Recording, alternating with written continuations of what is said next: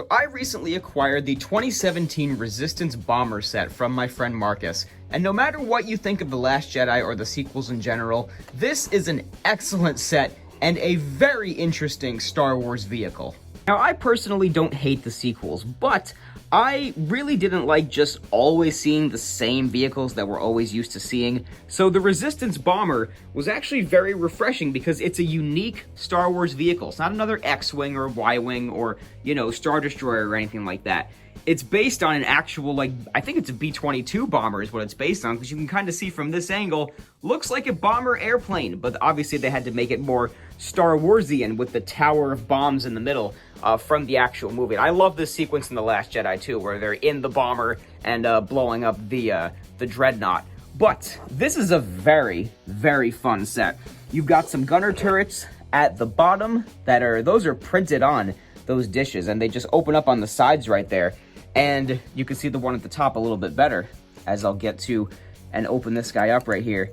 And there's no control panel or anything, but the pilot figures just kind of sit in there, and these do go side to side like that. There are some stud shooters on the side, which again can be easily replaced, but these can go all the way around like so. The engine details are very fun. I love the way that looks in the back. It's very clean. I just like LEGO Star Wars engine details in general. When the ship sits down, this little gunner turret has to go up a little bit so that it actually sits properly.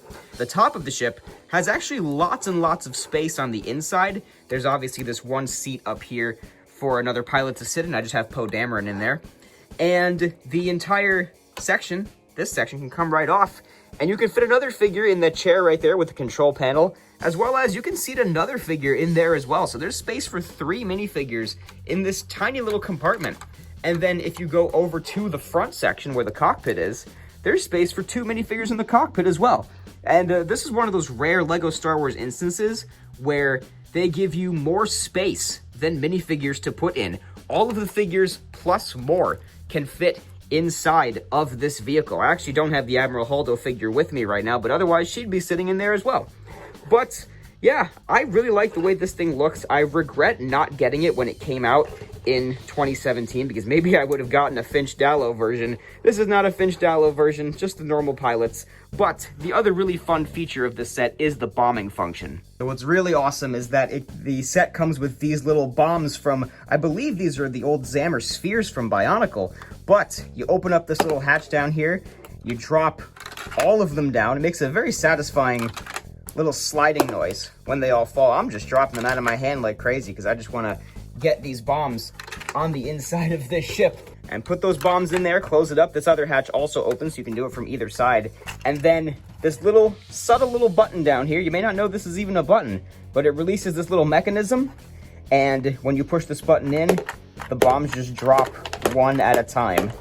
That is so fun. So fun. Such a great play feature on this vehicle. Obviously, there's also some spring-loaded shooters with the little button is that little clip piece right there. You push that in and the spring-loaded shooter comes out.